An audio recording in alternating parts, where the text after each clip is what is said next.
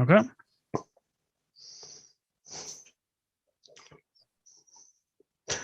And we are live. Welcome everyone to the Brian and Tubbs Culture Cast. Now, in case you're wondering, no, Tubbs didn't get a makeover. He is missing today. The running joke with Tubbs every week has been shit internet, and it's finally got him this week.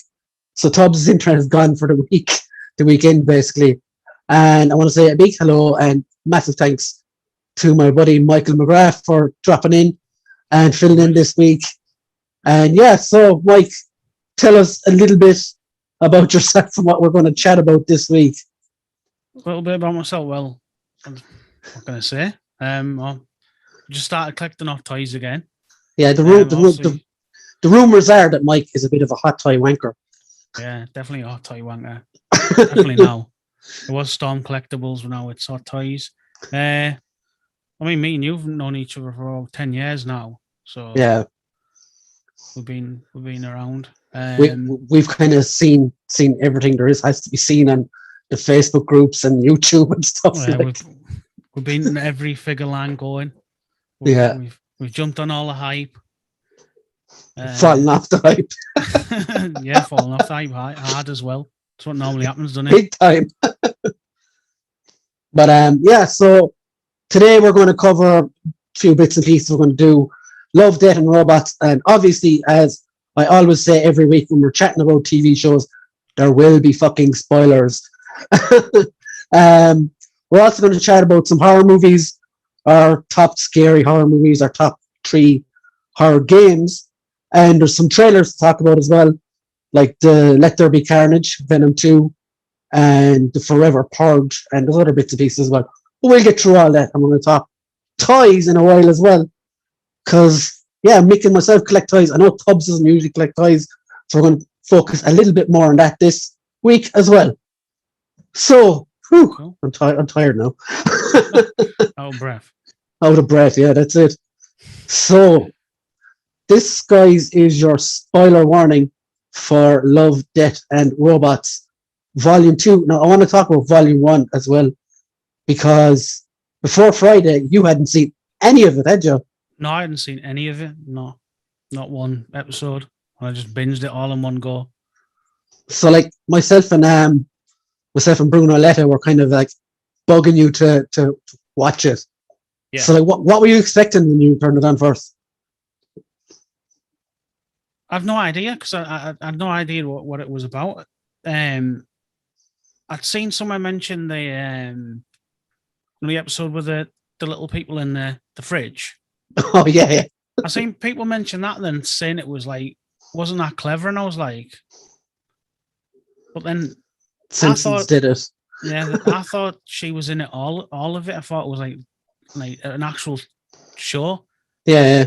I didn't know it was like completely different stories. And when you said it was completely different stories, I thought, I'll give that a blast and see what it's like. Yeah. So, like, how did you not hear about it before now? Like I said, the only thing I heard was the one about Mary Elizabeth Winstead and fake Venom, as I call him. I didn't even hear that he was in it. It was just there. And I thought it was like just a series with there in it. And I was like, I might watch it, I might not. Depends. But then you two mentioned that like it was really good and said like it's all completely different stories. I thought, oh, well, I'm bored, so I'm going to give it a go.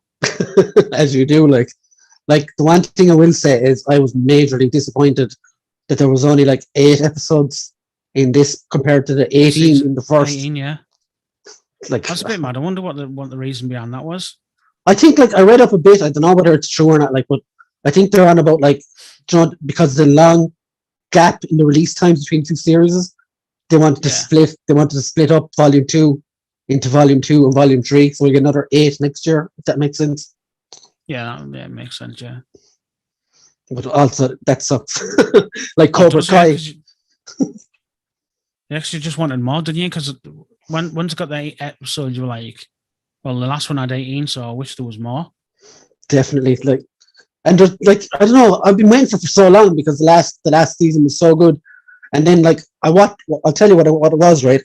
I was off work Friday, and I had to drop my missus to work on or at half 7 or something Friday morning. So I came back and I watched like 7 of them and went back to sleep for a while. And I was like, oh, when she comes home now later, I'll binge the rest of them. And then there was literally that one with the drowned giant or what it was. That was weird, that one. And it was over, and I was like, what? Where's the rest? Yeah, I was kind of like that when I got to that one and it ended. I was like, this is weird because the first season had 18. Why is this only got this many? I was like, maybe COVID or something. Before we push on, I just want to go through some of the comments in the chat. Damien Ristori, Damien's here every week. He always chats with us. He said he was on about I was saying about the horror stuff in a description a while ago, and he said it would be okay. To be honest, I'm not a huge horror fan, but my selection may be worthy of admission later. Someone called Ina's Field Trip said ready when I was getting. So welcome to the live stream. I haven't seen you on it before. And Damien, another comment says MODOK arrived yesterday and totally chuffed with Hasbro, possibly my favorite Marvel Legend of 2021. 20 years behind here, like. Nick Houlihan says, hi guys. James McGrath says, hi lads. And Damien says to you, welcome Mick. So yeah, let's get on with the comments. And Stephen Tuberty, who has some bit of internet, he's actually in the comments. And he said, this is so weird being in the comment section. Tubbs, you're on the other side now, you're replaced. He's been replaced now. Mick, you have to give him loads of shit now because he doesn't like being replaced. He's lost his position now. He has when we were doing the acting thing, anytime a new actor came on the scene, we used to say Tubbs getting out his shovel now to bury the fucking new guy. Ina's Field Trip says Team Mickey here. So that's probably someone you know. Yeah, it is, yeah. Ah, sweet. Okay. So let's go through the episodes of Love, Death, and Robots. All right. Okay, so I was telling you before we started that when I was watching it, I actually took out a pen and paper and rated them like a fucking chump. Armchair reviewer. Yeah. Fucking proper Barry Norman here, like. But the first episode was the automated customer service. Yeah, the cleaning one. So what did you think of that? It was very Pixar, wasn't it? Yeah, it started off, it showed you that, like, the place, didn't it? And I was like, oh, this is futuristic. Then, like, all the characters are, like, all, like, weird shapes and that. And I was like, this looks mad, but the CGI on it looked amazing. But like you said, it's like a Pixar. It was that quality. Like, it was a proper, like, a blockbuster film. Like, that's how it, like, the animation was that good. Like, it was crazy.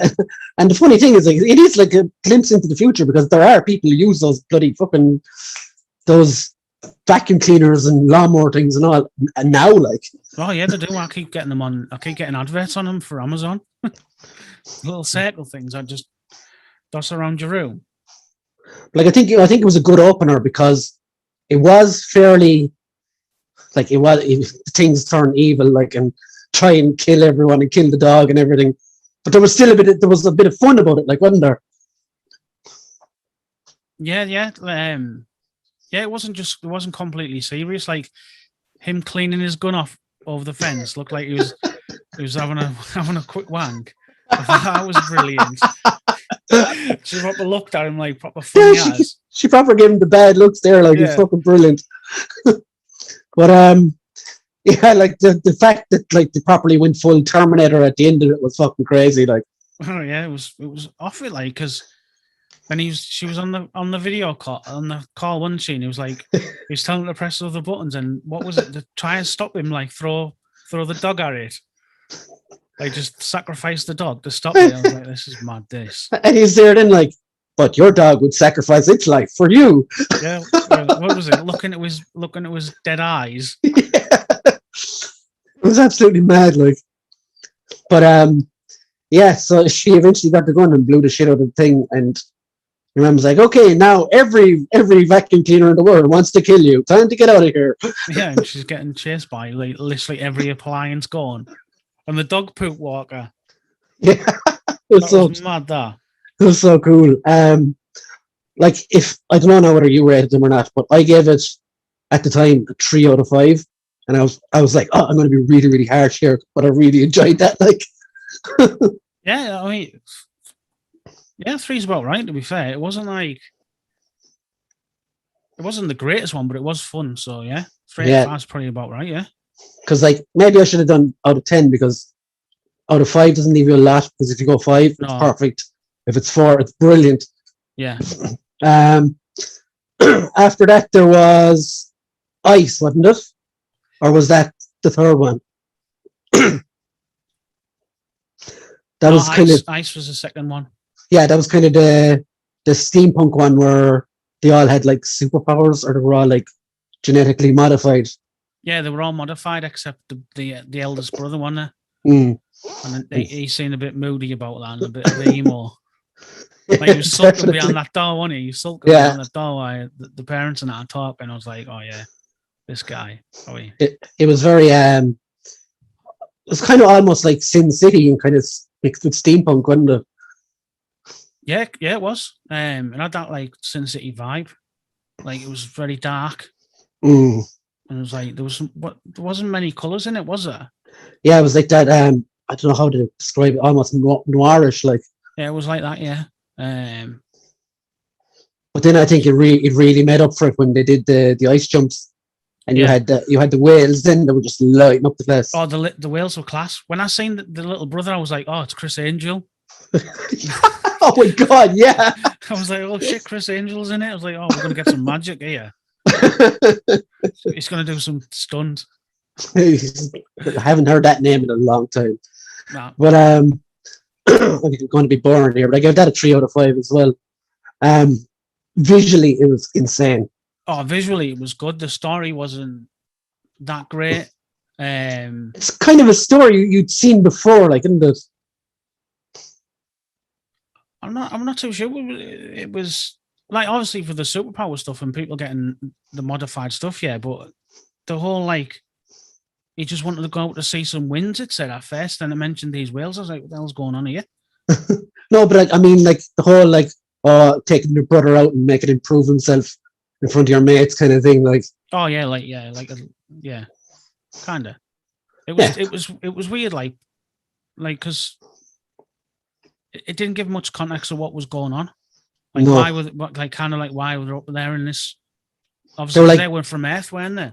They're like oil rigs or something, weren't they? Yeah, they were doing something with the ice, weren't they? Tubbs just said there, Mick is doing a great job. And Monkey Jeebus in the comments said, I got my major blood today. And where did you get him? He must be in the US because he's not over here yet. That's the G.I. Joe Classified Series one that I also want. Oh yeah, I've seen pictures on Instagram that people are getting that. Yeah, I've seen a few people in the US get him. So yeah, where are you, Monkey Jeebus? Let us know in the comments. Because I want my major blood. I just got Firefly the other day. Yay! It took me ages to get him, but there he is. So the next episode after that was Pop Squad. Now this was fucking incredible. I thought it was class.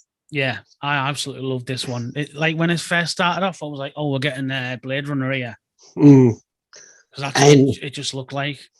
Do you know who the guy actually reminded me of for a split second? Do you remember the Simpsons episode, the Prohibition one, Rex Banner? That guy with the hat. I can't remember. It's anyway, but yeah, like when it was like, oh, this is a crime scene now, etc., etc., etc., and then when he pulled the gun on the child, I was like, it got dark real quick. It got dark fast. I was like, oh shit, is he gonna pop this kid here? And I was like, fucking hell, he is. And that's what he was, wasn't he? Yeah, it's like they were all immortal up in the rich part of this world or whatever it was, and not having kids is keeping him immortal, which is crazy. Yeah, it just sounds mad, wasn't it? Like, it was just a mad, like, premise. I'd live forever that way. Like, oh, easy.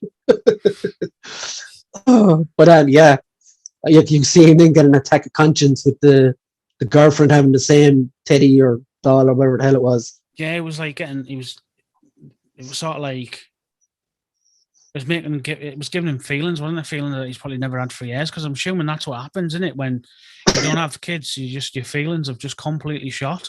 It's like they had no emotions at all, though. No, there was no emotions or nothing. It was just like it was a robot only, really.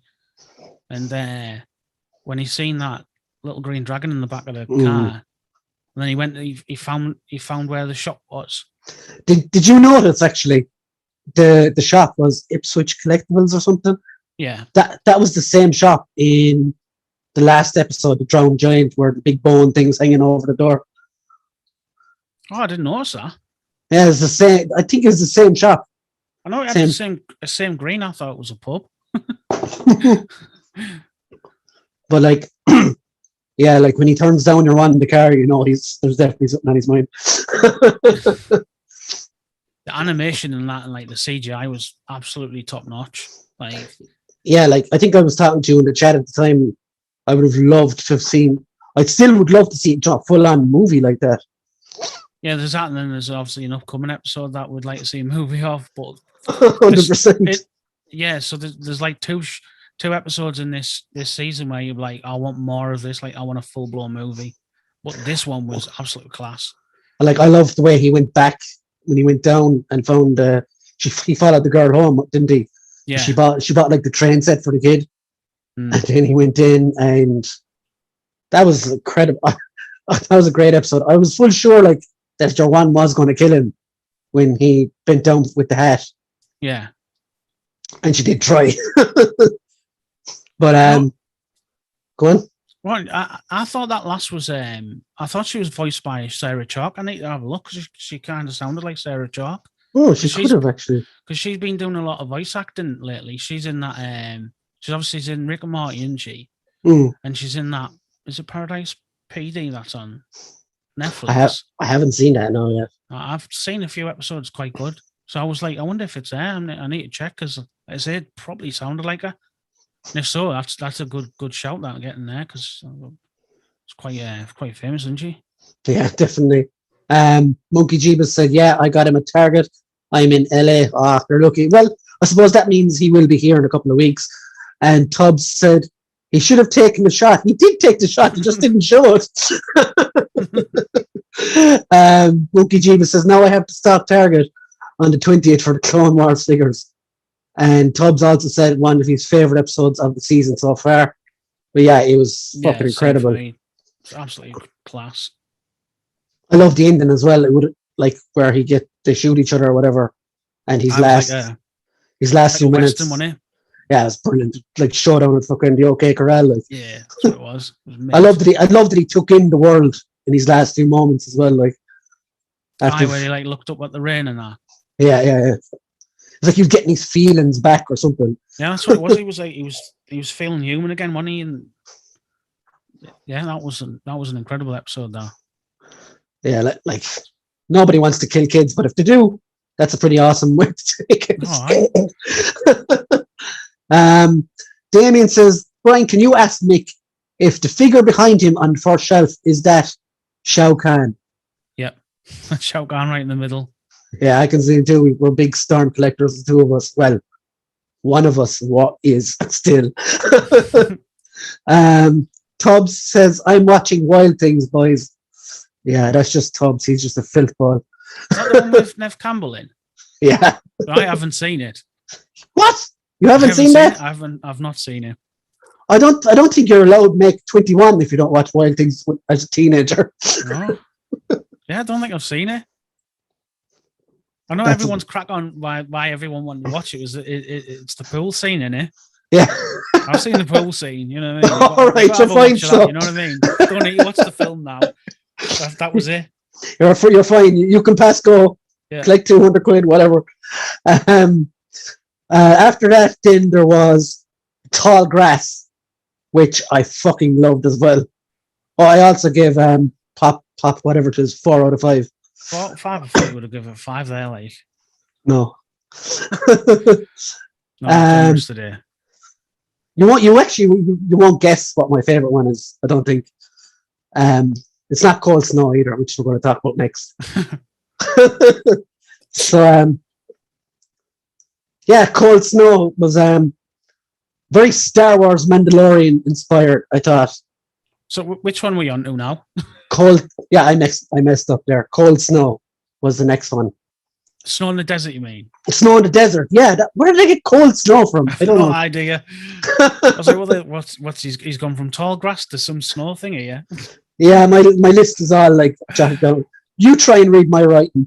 It's as bad as mine. I got no chance. Yeah. So Snow in the desert. There we go. We're good. So about a bounty hunter. Oh, this was amazing. Like, as soon as I seen it, I was confused whether he was real or not. I was like, and I'm looking at him like, is this CGI? Because it looked perfect, but you could sort of see he was like, it had like a waxy, greasy look about him. So I was like, oh well, that's CGI. But as soon as he walked into that, like that place, and he started talking to that monster or like alien, I was like, this is Star Wars. I need to see a Star Wars just like this. It was very like the Mandalorian, I thought. It was just straight up Star Wars. But the CGI in that blew my mind. Like the fight at the end.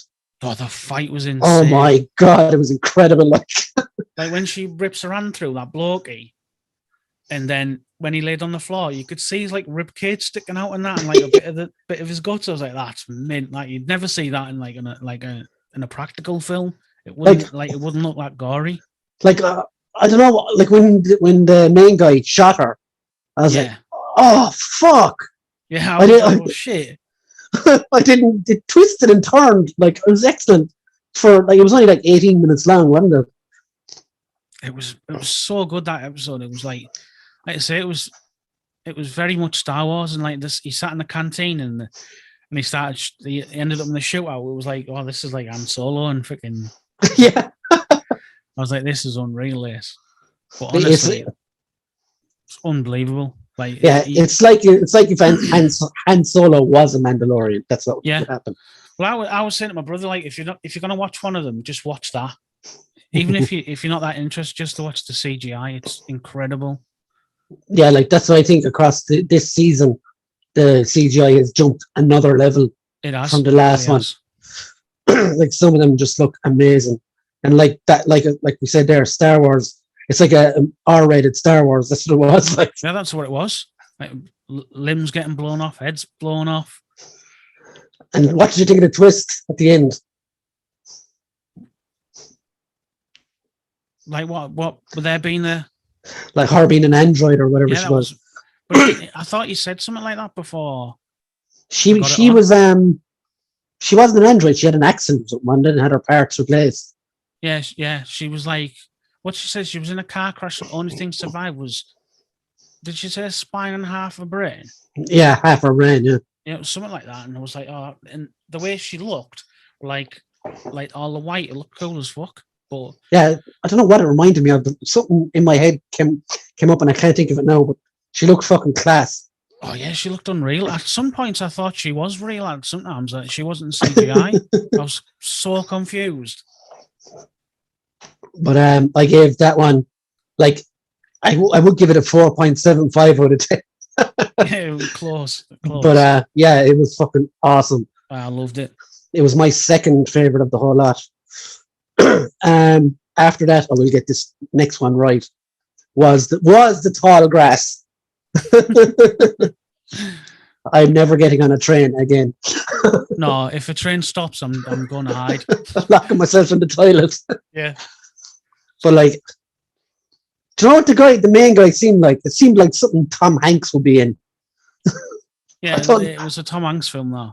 I don't know why that came into my head, but like, when he got off the train and smoking the fag, and he started seeing the blue glow. I knew straight away, like, he's going to get fucking lost in here, but I didn't know what exactly the blue glow was. No, I didn't expect to be like it was like some kind of zombie thing, wasn't it? The animation was unreal on that. It Like was so cool. Like, it kind of looked like waterwork, like paint, or then and looked sometimes it looked like it was made out of wood.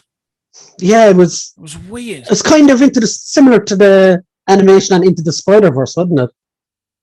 A little bit.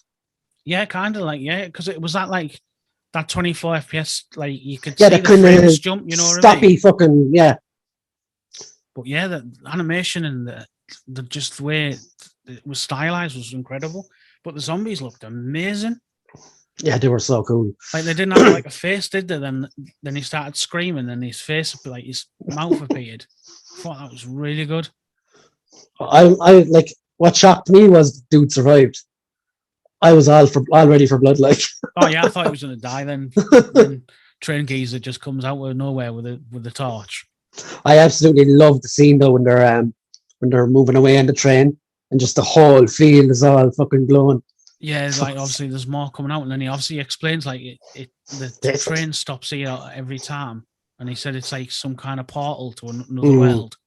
It was so cool. Yeah, like that is another one I would love to see more of. Oh yeah, same. You could do a whole anthology of trains stopping, going through there, like. Oh, you could. Of people getting lost and stuff. I gave that one. Where is it? I gave that one 4 out of 5. Yeah, but like they're all so good. Like, yeah, they were. Tubbs says yes, you need to get on that, Mick, on Wild Things he's on about. Yeah. And he said, loved Tallgrass, such a wicked episode. And Nosferatu says, I still need to watch it. And Tubbs says, again, Tallgrass is fantastic. I loved it. That must have been his favourite, was it? Possibly. The next one was All Through the House. This one was like the Christmas episode. Oh, this was amazing. I fucking loved this from start to finish. I did not know what to expect at all. No, I didn't. Neither did I. Like again, it's another one where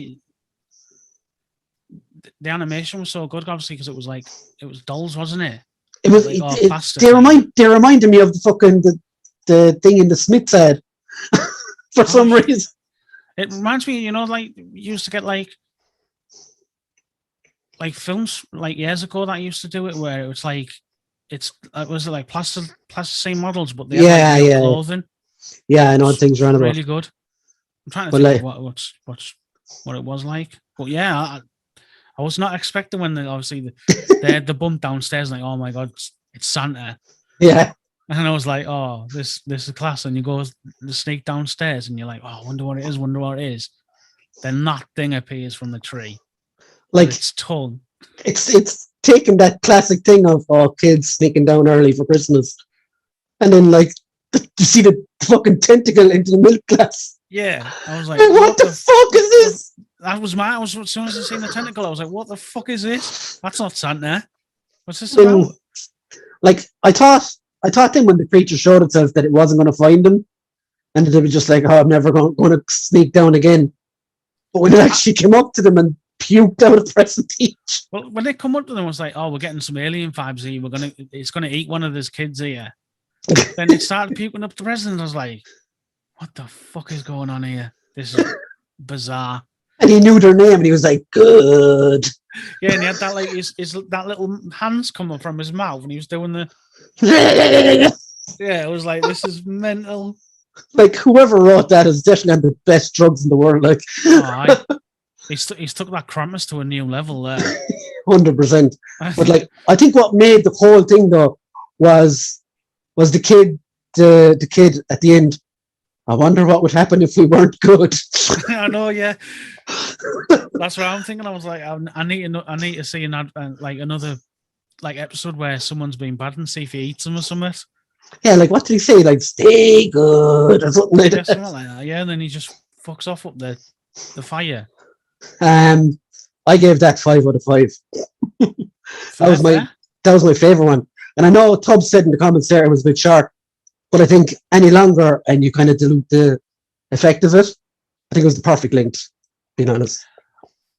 Yeah, even though I wanted more of the stuff, the length of each show's been really good for me. Mm. There's no hanging about. No, obviously it gives that thing as well. It's like, oh, it leaves you wanting more, doesn't it? Like,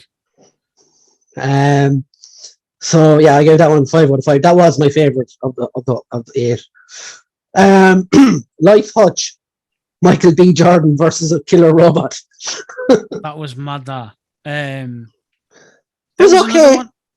Yeah, it was decent. That was another one where I was like, how much of this was CGI and how much was him? It was definitely him just sat on the floor, wasn't it? But in the he definitely mocapped it, like, or something. Yeah. So with this one, I was like, because some parts of it he looked CGI and some parts he looked like it was actually him doing the acting. So I actually went online to have a look. Apparently he did 90% of the stunts. Fuck. So he done quite a lot apparently, but yeah, it wasn't. I don't think. Did it kind of remind you? It was like another part of that something 13, Lucky 13. Was that last? On the last season, the first season had that Lucky 13 one with the spaceship. I can't remember that one actually. Oh, do you not remember? Like every time the ship come back, everyone was dead on it, and then she took it out when she was doing like mad missions and she was finishing them all. Huh. It kind of reminded me. It was like I need to rewatch season 1, obviously. Well, it's still fresh on my mind, isn't it? Because I watched them. I watched both seasons in one blast. But yeah, like the one thing that stuck out to me was like when he stood down his finger. I felt that. I felt that so bad. It was great the way he fucking beat him eventually, though. Oh yeah, with the light, it was really good. I was just like, the robot's basically a kitten. Yeah, just standing at the light, it's gonna attack. He just wiped himself out, basically. I found that one, it wasn't as snappy as the others. It looked incredible, but I don't know. I gave that a 3 out of 5, almost nearly a 2 out of 5. Yeah, I mean, you could easily go for a 2 because there wasn't much to it. To be fair, obviously it was good having Michael B. Jordan because he's a phenomenal actor. I did love the space battles when they showed them as well, though. Yeah, the space battles were really cool. Again, another one where the CGI and that's just top notch. Like this TV show had better CGI than most Hollywood films. Yeah, but I suppose it's easier enough to produce them when they're short form. Probably, yeah. But compared to the amount of money they spend on CGI now, you think they'd match that? Yeah. Look, like now I want to go on to the last one, the Drowned Giant. What did you think of this one before I go any further? It was weird. I didn't get it. I sort of got it, but it bored me. Yeah, it was very boring. Yeah, like, I don't know. I didn't know what I think because it was just so slow, and it was like just him talking about this giant as if it was something else. Like, I think what he was kind of saying was, "Oh, I respected the awe and fucking whatever of it," whereas people just dance all over it and fucking don't give a shit. And well, to be fair, you would have done it. Really, if you were there, you would have been all over the fucker. I would not have danced on that cunt. I was the whole. I think my disappointment comes from most of the episode. I was waiting for him to just wake up and send loads of people flying into the sea or something. Yeah, I was kind of waiting for that right at the start when they all started dancing. Is he going to wake up? Then I was like, then it started like obviously mentioning that it was decaying and they were chopping parts off it and that. I thought it was cool, you know, when like after he was obviously decayed and you seen that barn, someone got the skull. How the fuck did you get the skull? Yeah, where did it come from? How did you get that there? It's massive. I was like, that's just, like I say, that was. It was boring. Animation was good. CGI was top notch again. Like it's probably a lot more philosophical than the rest of them or something. Yeah, but yeah, it wasn't for me. I thought it was a weak finish to the season. Yeah, and especially then that was right after I discovered there was no more episodes as well. Yeah, like ending on that was. I mean, to be fair, ending on them two was a bit poor. Like, imagine if they ended on like Snow in the Desert or the Christmas one. That would have been. You wouldn't have been that bothered when you've got the boring ass giant on the beach, and you're like, oh, there's no more, and you're like, fuck's it, and that's the one you left me with. Yeah, like I don't think it would have been really noticed either if there was more episodes, because in the last season there was some pretty shit ones as well, but it didn't really matter because there's so many to digest. Like, yeah, so that was season 2 of Love, Death and Robots. Overall, what do you think? Seems you watched one after the other. Oh, I loved it. I'm trying to think if I know a lot of people say obviously season 1 was the best, but with season 2 having obviously the Snow in the Desert, which I loved, the Christmas one, which I loved, and like Tall Grass, I sort of like. I don't think I liked that many episodes as much as M3 in season 1.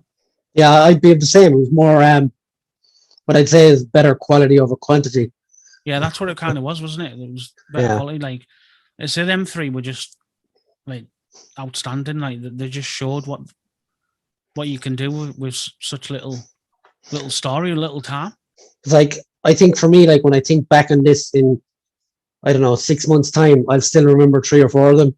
Whereas season 1, I'm like, Robots, Beyond the Aquila Rift, and I can't Witness. Maybe I'd remember. Yeah, I think out of 18. The ones that I liked on season 1 would have been like the 3 robots. I actually liked the one with Winstead in because she's mint. Any excuse. Obviously, Lucky 13. I like that because that was the Starship Troopers. Yeah, the one on the farm. That was class. Amazing. But yeah, there was like 4 solid ones on season 2, like proper solid. So it would have been like the Pop one, Pop Squad, Tall Grass, the Christmas one, and Snow in the Desert. Like, personally, I will never forget the reveal on the Aquila Rift one that it was a spider thing all along. He was fucking all along. Yeah, man, that was so good. That was so freaky as well. Yeah, that was mad. I was going to say, yeah, freaky. So that's a nice segue onto our next section, which is horror stuff. So what I was going to do was just have a general chat about horror. But what I'm going to do first is do our top 3 movies that scared us the most. This could be whenever. So have you a top 3 in mind, or do you want me to go first? Yeah, you better go first, because I'll give you my 3 and 2, and then you can give me your 3 and 2. So number 3 for me, Nos just asked us in the chat, Brian and Mick, have you seen any good horror movies lately? Which horror movies would you classify as your top 5? We're getting to it.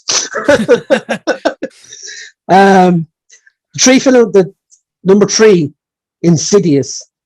I watched this by myself in the dark at about 6 o'clock in the morning one night, stupidly, and then I could not fucking sleep.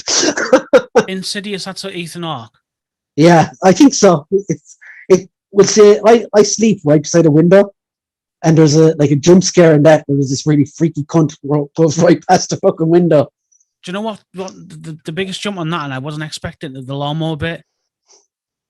Oh, where the little girl's got the lawnmower, or little boy, or wherever it was, and then that fucking thing just pops out. I was just sat there like, just, you know, when you just zone out.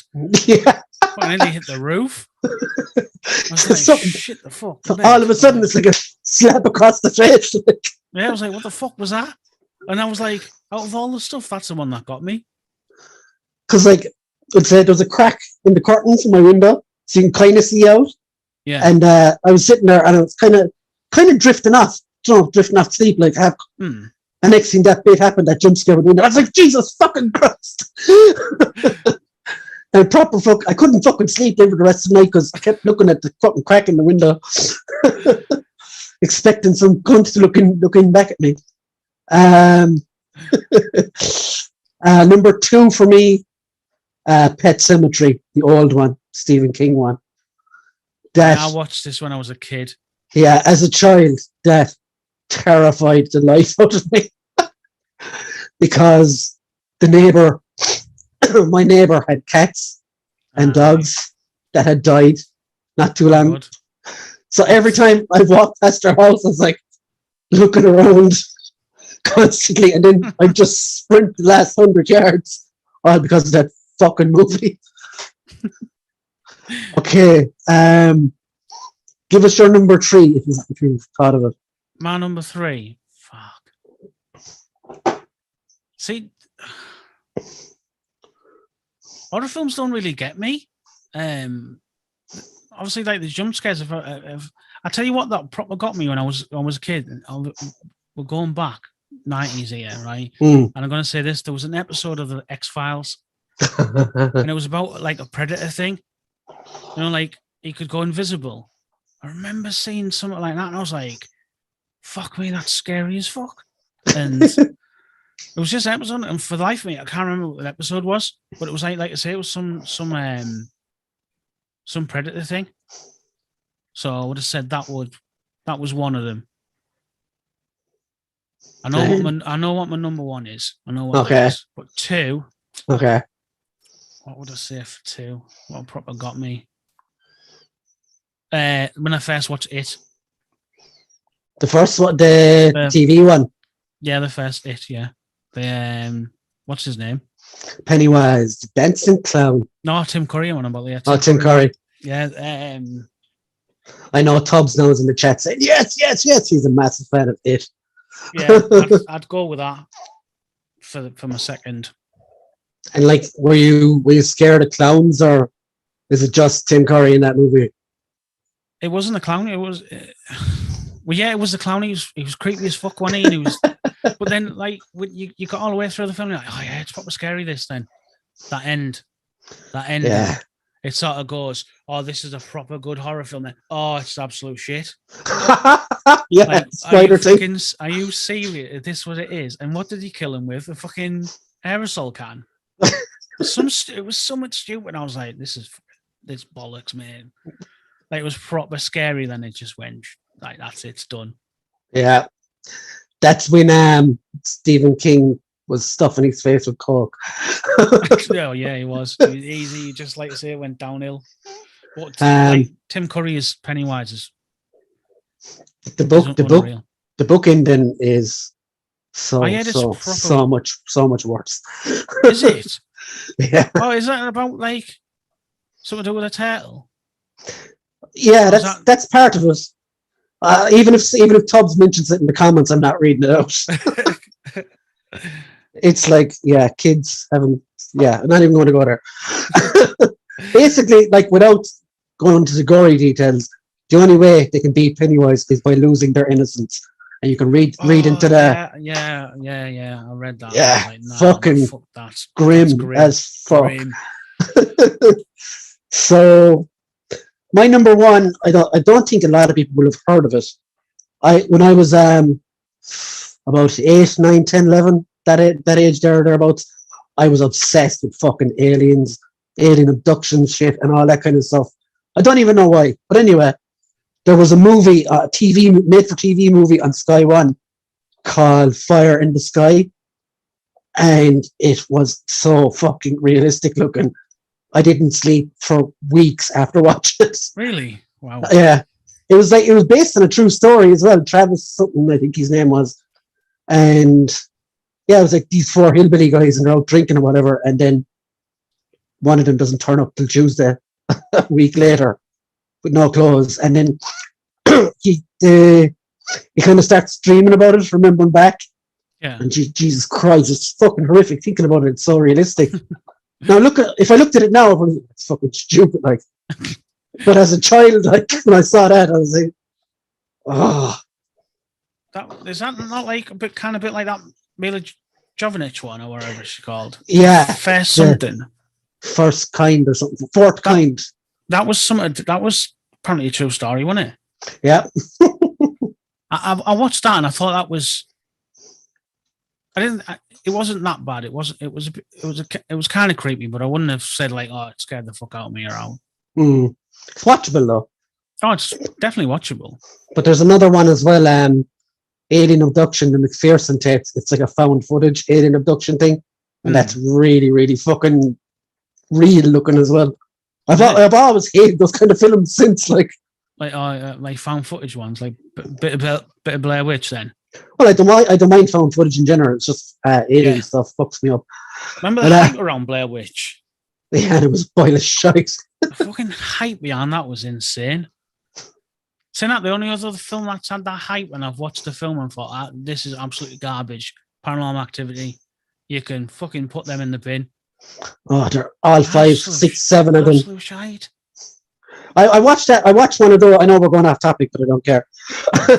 I watched one of those in the cinema with my girlfriend. I think it was either the second or the third one. And I sat there through the whole lot. And the only thing that was making me jump was the stupid bitch about 2 rows back behind me going, every couple of minutes. I felt like, shut the fuck up, like, that's scary. Yeah, my brother come home. He's like, "Oh, this is the scariest film ever. You should watch it." So me and my sister watched it. I think she'd have been about 10, 11 at the time, and we were just pissing ourselves like, "This is just utter garbage." Like, give me some monsters or some shit. You know what I mean? If Press's opening scares you, then watch Paranormal Activity. Pants, man. Get in the bin. Before we move on, Damien says the only three I can vote for in order: 1, American Werewolf in London, fucking classic. I love that film. Yeah, class. Psycho 1960, love that as well. I actually love the Bates Motel TV series based on that. So good. And number 3, Poltergeist 1983, another fucking classic. And that movie is like cursed, didn't it? Loads of people have died or they were involved in making that. Yeah, there was. Yeah, didn't I think there's a Shudder TV show that mentioned it. And I meant to watch it. Like the cast and crew. Oh, it was just the crew members, didn't there? Some of them died. The little girl died as well, I think, after the second one. Yeah, I think so. Yeah. So it's kind of like The Exorcist, wasn't it? There was a lot of bad juju for that one. Like people were saying, like it was cursed. That there was like 2 films. I tell you what, you would have thought the first Amityville would have been like that as well. Yeah, I haven't seen the original actually. I saw the Ryan Reynolds one. The Ryan Reynolds ones, I like that one. I liked it because he wasn't joking and being an idiot, and he was just being. No, he was acting. Yeah, actual acting. You don't often see that. He's always taking the piss, isn't he?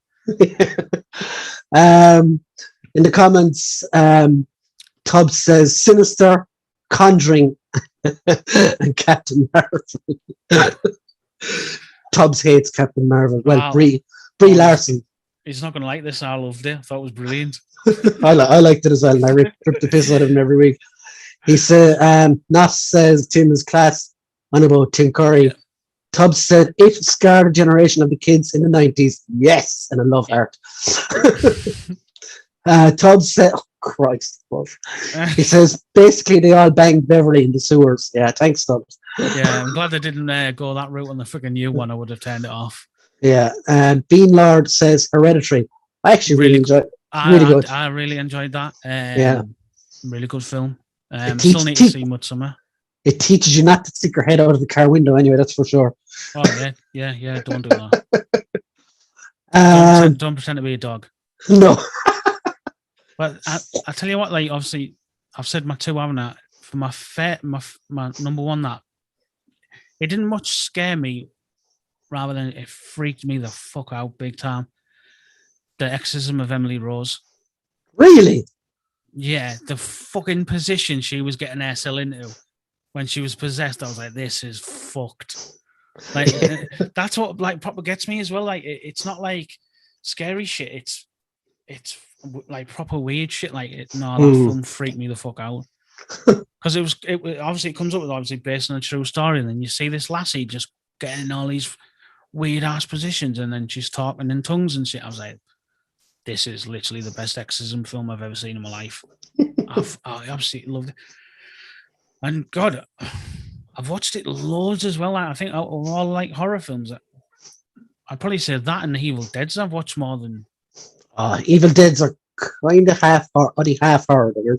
Right, Evil Dead 1 was a proper horror one. Yes, I was going to say that. And Evil Dead 2 was a piss take of Evil Dead 1. And Evil Dead 3 is just mental. Army of Darkness, so good. Yeah. Well, I was going to say, but seeing as you like that, then what do you think of stuff like The Conjuring, where it's kind of exorcisms and stuff as well? Right now, which ones have I watched? I've definitely watched one. I'm not sure about two. I don't know where they are in two. I think the worst horror I've seen recently is in that franchise. I don't say the Nun. I properly enjoyed that. Oh mate, it was like watching an old school fucking Evil Dead or something. Like it was just so over the top. No, it was just so, the dialogue was so bad, and that's what I'm saying. It was so camp. It was campy as fuck. Like it was like proper like watching like Sam Raimi just made a horror again. And like there's a French guy in it. What's his name? Frenchie. Is that the tall lad? Yeah, Vera Farmiga's daughter's in it as well. I think it's either her daughter or her sister, one of the two. But yeah, I just really did not enjoy that film.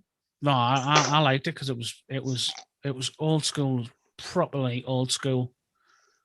Damien says the Psycho actress had some kind of issues years after the film too.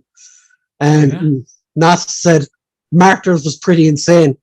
I haven't seen that. Have you seen that? There's one I really need to watch because I love like revenge films and stuff like that. Last House on the Left was very similar, I heard. That's really good. That did you see the Jennifer Lawrence one? Yeah, that's the one I'm talking about. Have you not seen the original? I've not seen the original. No. Bloody hell, man!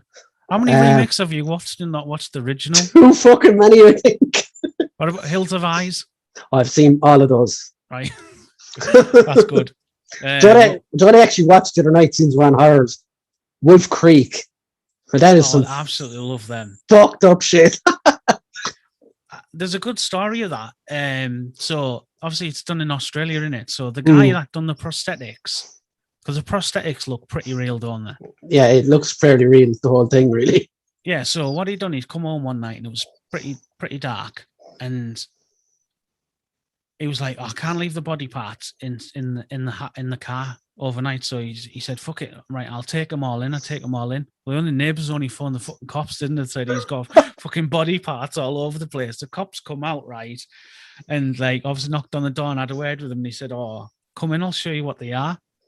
And they were like, I was working on a film, and the cops were like, yeah, they look fucking real. No wonder they called the cops on him because I thought it was real body parts.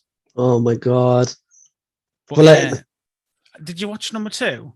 No, I haven't yet. Like, I watched the first one. I was like, "Oh, it's so fucking good," and it really, go on, sorry.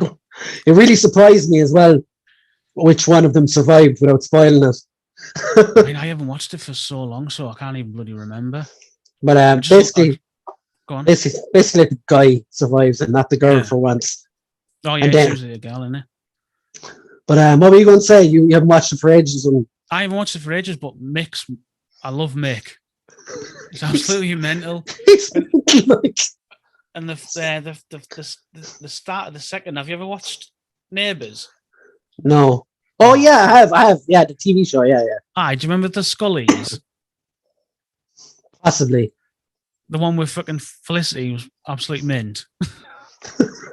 She was become a singer, didn't she? Anyway, the dad Scully's in it. I was like, oh mate, that's Scully's, the Scully dad.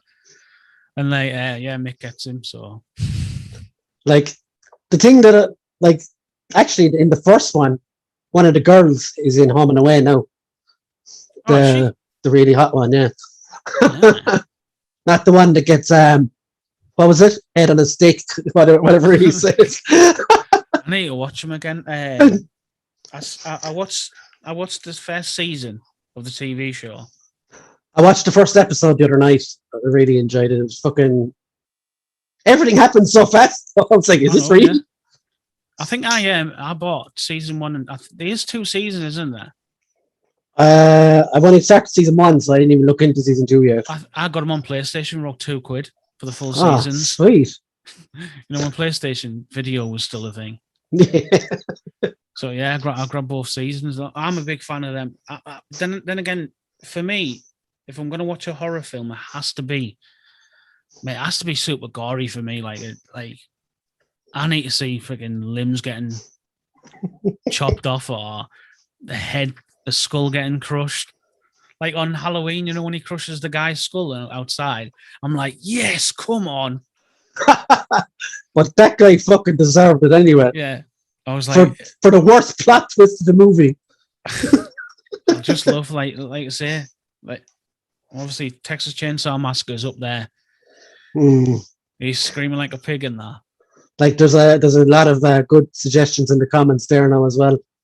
Damien says, once I was shown I had to leave quickly, I saw any of them. Final Destination. No offense to fans, they're awful. Oh, Final Destination are brilliant. The first one I loved it, and after that it just got worse and worse. I still watched them. Yeah, so did I. Mick Holohan says Saw 1 fucked me up. I absolutely love the Saw franchise. Like there's your gory franchise. Like, yeah, I love the Saw. Me and my mate Chris, we went to the cinema to see Saw. I don't know if it was 2 or 3, but it was one where for some reason they decided, like, oh, we're just going to break everyone's bones in this film. So they had like a guy in a cross, and then they started twisting his arms. The whole cinema pops. The whole cinema was like, I was like, this is mint. Everyone around just like, Mick is there. Mick's there, like, more. Get on, break his arm, twist it. He said, Tubbs said, one of my favorites off the top of my head are Stephen King's It, Halloween, The Shining, Scream, and Evil Dead. That's a hell of a lineup there. We'll talk about some of those in a sec. Mick says Texas Chainsaw Massacre. And there's one I actually saw the original first. Yeah, I did, yeah. Tubbs said, have any of you seen Cabin in the Woods? And McCullen says Cabin Fever I've seen. And Tubbs says Switchblade Romance. And Mick says Saw 3. So yeah, let's go through some of those. Where was I? Halloween, I absolutely adore the original. The original's amazing. Hands down one, probably. It's definitely up there. My favorite slashers. It's the daddy of the slasher genre for me. It's the daddy of the slasher genre, but it's not my favorite. It's not my favorite either. My favorite is what Steven said. Screams my for a slasher film. Like, I remember getting that I got it on VHS, and I actually somehow got it weeks before it come out in cinema, and it was an uncut version. And I don't know how. I can't even, like. I think my cousin knew someone who worked in a video store and somehow got it. And you torrented it, Mick. Don't lie. If only you fucking stashed it. if only you could back then. Oh mate, Scream's up there with that's my all-time favorite, like, proper slasher movie. That. Yeah, I'm the same. Like, that first scene, I had like back then. You obviously like had no YouTube or no. If you saw a trailer, it would be in the fucking cinema before another movie. Yeah. So when I turned on Scream, it was on VHS as well. I had heard nothing about it. I had nothing about it. Knew nothing about it. And then you see Drew Barrymore is on the cover in the video store, and she's in the first scene, and then she's dead within 5 minutes. I was like, what the fuck is going on here? Yeah, so when I first watched it, this is the part that cut out, when fella's on the chair. So on the cut version, you'd see him run past him, and then he's dead. But on the uncut version, and I don't know how I end up seeing 2 different bloody versions, but on the uncut one, you see him slash and his guts fall out. But his stomach is hanging out. Yeah, then, like I said, I'd watched it again, and the cut out must have been something for TV. Maybe, yeah. Then I watched it again, and I was like, oh, I remember that bit. It was mint. But yeah, the Screams are absolute class. My boyfriend's big and he plays football. I can remember that movie off the top of my head. Doesn't matter how big he is. His guts are all over the floor. It doesn't matter now. Not when fucking Shaggy comes running through. He was excellent in that movie. Like, I love the way that it wasn't really scary, but it was played like a thriller / horror. It was like a thriller, yeah. Dark comedy as well thrown in. It's fucking brilliant, like. And the movie guys on about everyone getting killed and that, and how they get killed and which one goes and that. So It was something that wasn't done before. Like, it was a nodding and winking at the genre kind of thing.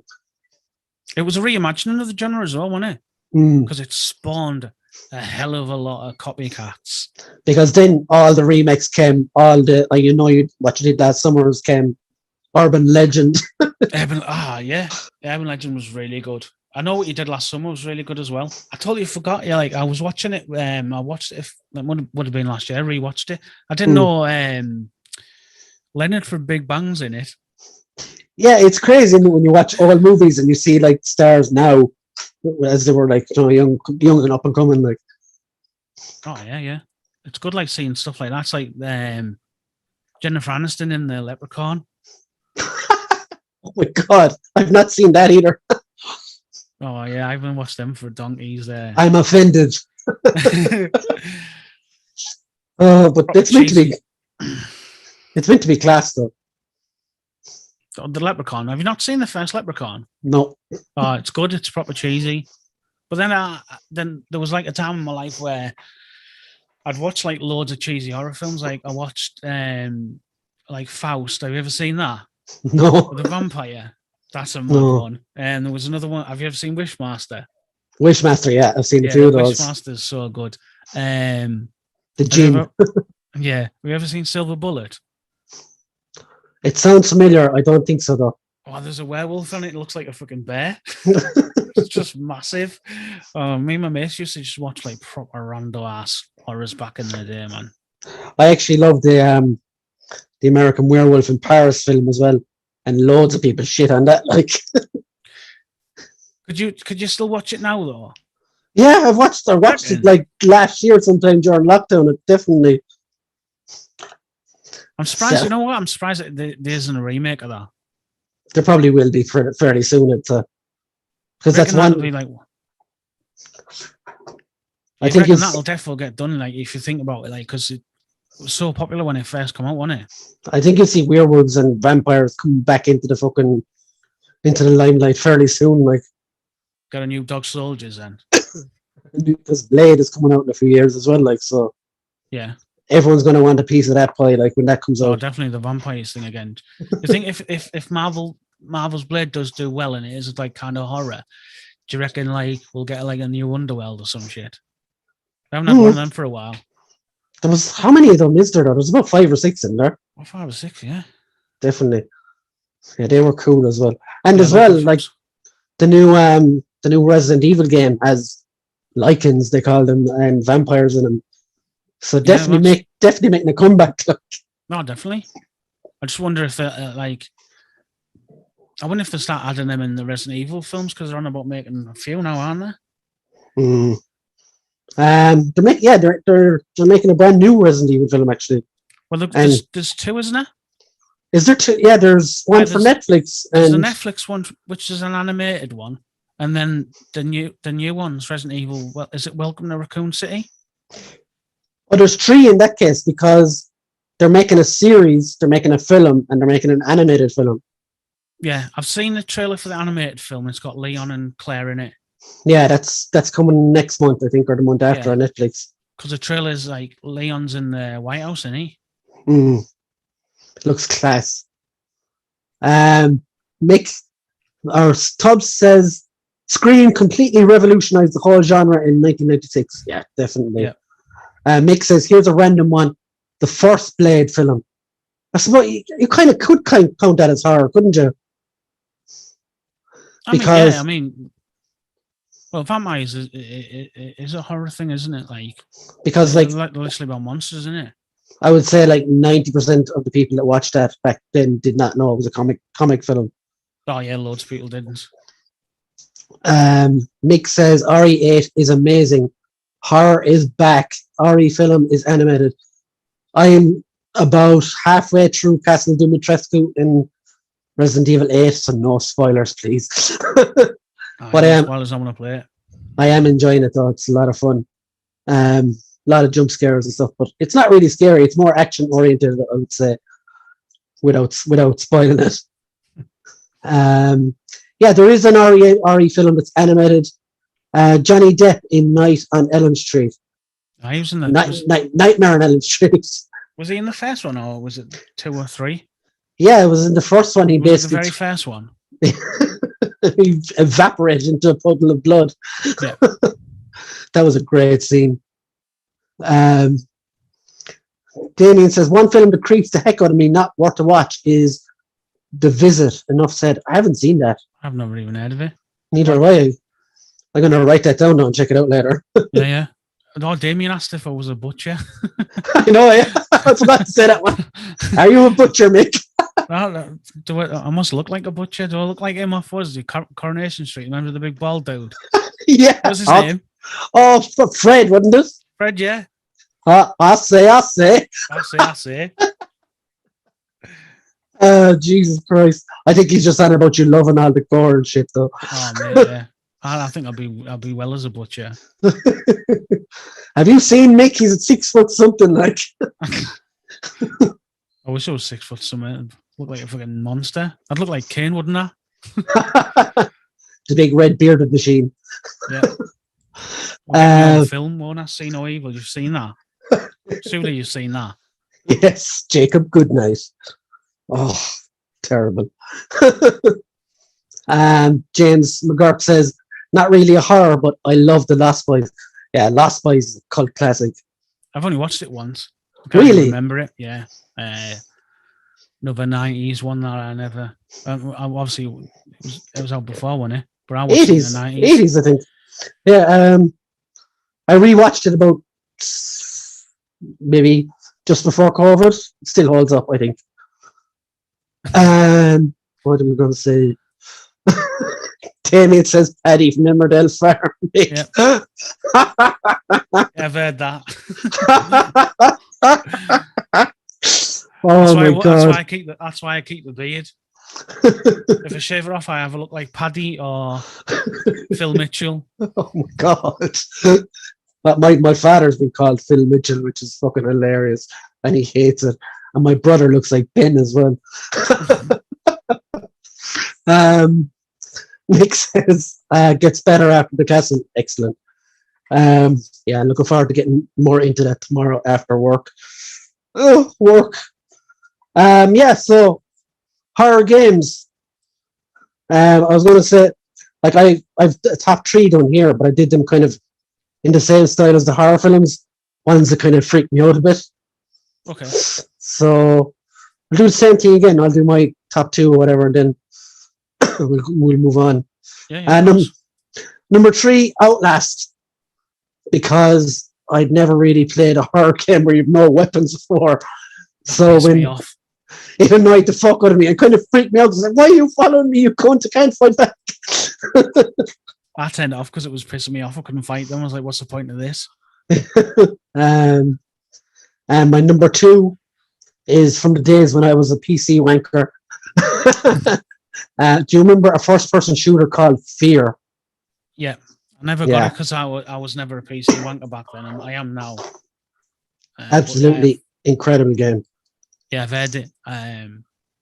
It's very much like, it's kind of like Resident Evil 7, but on steroids.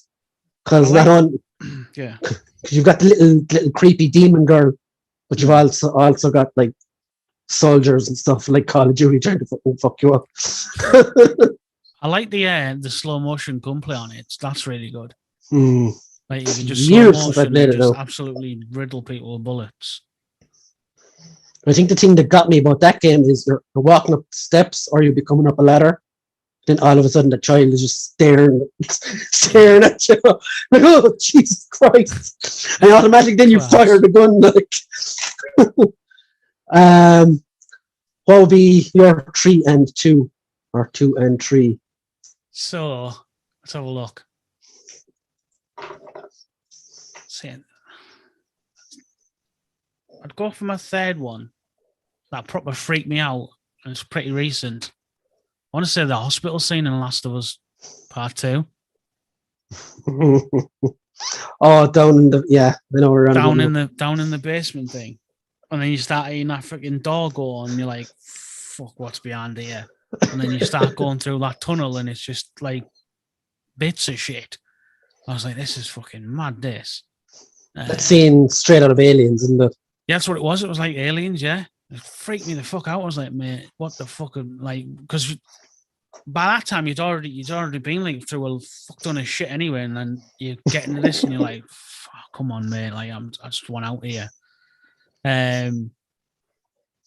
Number 2, this is a tough one because number 2 and 1 could be literally sat on top of each other, like. And I'm gonna go Dead Space 1.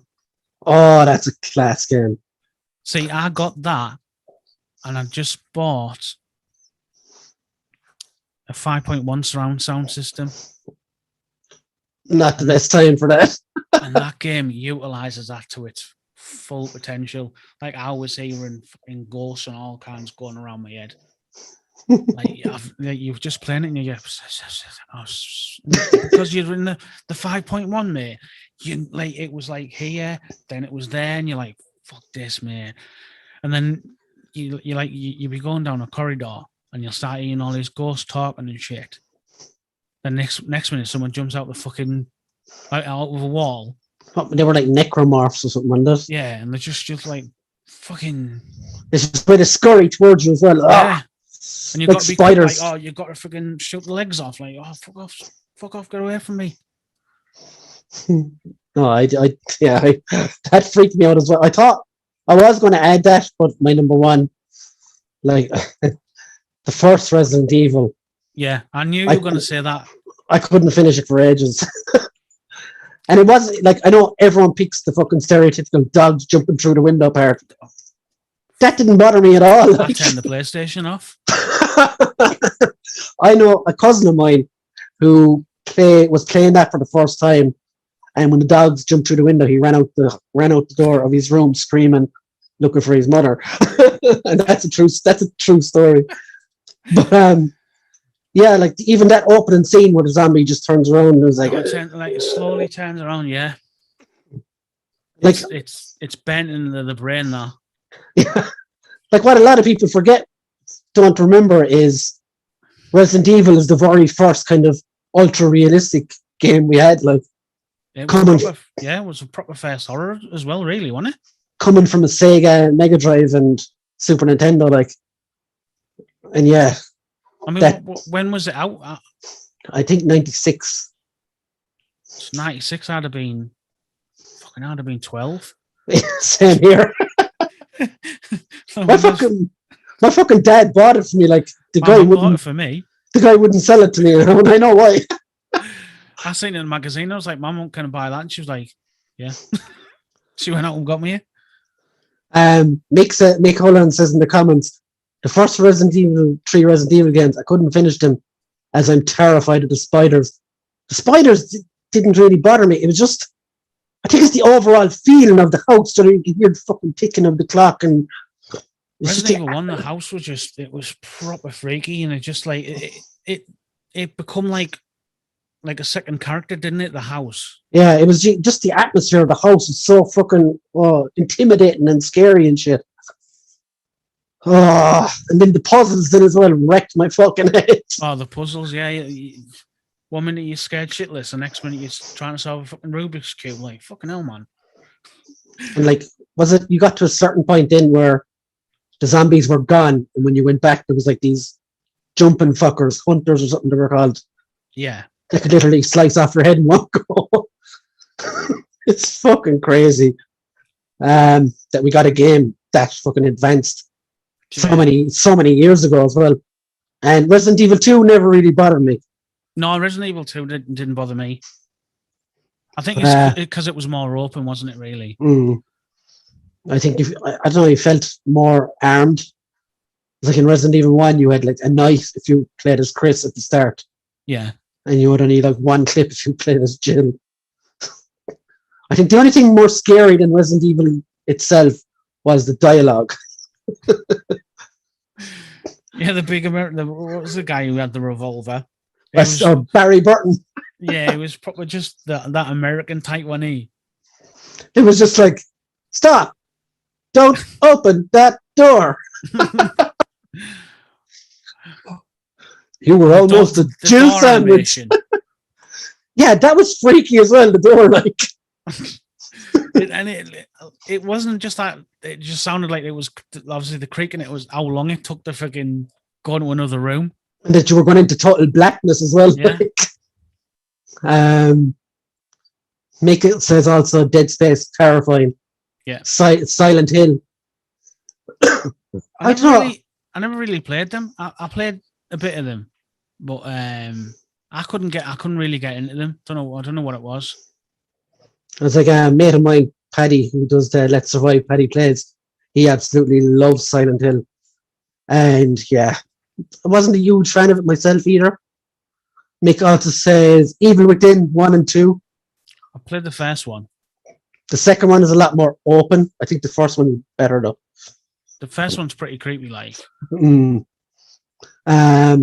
says if Dead Space got a TV show with proper direction, that would be incredible. Oh, that would be so good. That's a great show, as he said. Have you seen the animated movie? Yes, Extraction. What was it called? Something like that. There was 2, wasn't there? Yeah. I saw the first one. The first one was really good. I think the second one's more like a comic book thing, isn't it? It's like a slideshow thing. I haven't seen the second one. That could be one. a third one. But like like animated comic. Motion comic. Yeah. Like motion comic. Yeah, it's one of them. I swear it's one of them's like that. But like, it would be an awesome movie, like something like Event Horizon. It would be. That's what it would be like, wouldn't it? It'd be like Event Horizon. Such a good film. Oh man, that is a good, like, horror in space doesn't get talked about enough. No, because there's not really that many. I was like, you're going with the aliens, and you got Event Horizon. Even off the top of my head now, I'm struggling to think of some like. You'd probably get load of like low budget ones, but it never like. There was that one with Ryan Reynolds, Life, was it? The one that people turned around and said it was a prequel to Venom. Was like, well, to be fair, you can't say it's not. Yeah, I enjoyed that. I quite liked that. Yeah, that was good. Tubbs says, "Fear, that creepy demon girl. Fuck my face. That shit creeped me out." Damien says, "Most horror game I remember playing is hide and seek in an old abandoned house when little with friends, but only me left inside for, let's say, too long. I got out, but eventually everyone was gone." Wow. Nice friends you had there. I know, yeah. I like the old school game though as well. Stephen Tuberty says, The Suffering. Now, there is another class game on PlayStation 2. Class horror game. I'm trying to remember what it is. Basically, like, all the monsters were based. It's kind of, if 7 was a video game, it would be The Suffering. Basically. Because all the creatures were like based on why they were in prison. I think that was what it was. Tubbs, explain it more in the comments while I read on. And Nas says Event Horizon is incredible. Yeah, such a good film. Sam Neill in that movie. Wow, like all I can think of is Dr. Alan Grant, but then that film changed that so much. Didn't laugh. What else is good horror games? Days Gone is not really horror, is it? It's kind of action. More action in it. Action horror. Alien Isolation. Yeah, that's another one which has hardly no weapons of hiding from the alien. I got stuck on that and turned it off. So did I. I got stuck in some canteen. I was like, "Oh, I'm done now." Yeah, but yeah, that's creepy as. Do you know what? I haven't played any horror game, like newish ones that have like proper like give you the feelings of Dead Space or Resident Evil. No, there isn't. Now, Resident Evil 7 in VR.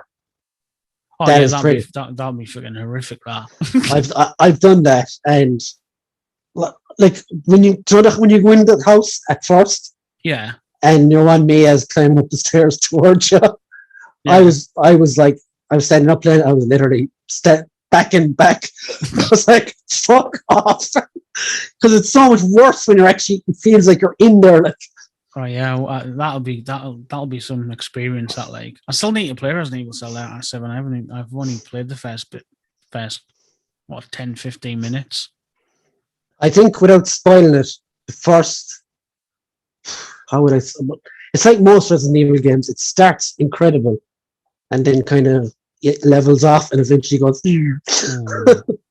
I just watch a Let's Play then. No, I would say I would recommend experience it for yourself though. Yeah, I did download it the other week, but a few weeks back. But when I started playing it, I don't know if it was something to do with the PlayStation 5 and the HDR. It was fucked on it, and the game looked horrible. In what way? Like it was like like everything was oversaturated, and like when there was like bright lights, it was too bright light. It was properly hurting my eyes. Oh fuck! And I was like, it was giving us a headache. I was like, I've got something wrong here. I might grab it on the PC because obviously on the PC you don't have the HDR. So Mick says, Brian, don't play RE8 in VR. Don't.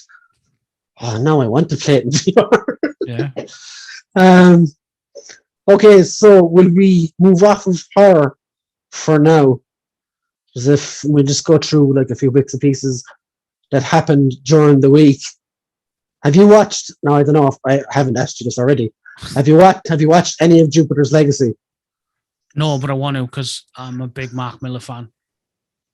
Okay, so last week myself and Tubbs set ourselves a challenge to see how much of it we could watch. Heard awful reviews, like really. Yeah, there's a lot of bad. Like some people are saying it's worse than anything the CW put out. Oh, yeah, that's low. That. So eventually, I got through the whole week without watching it, and I watched one episode last night.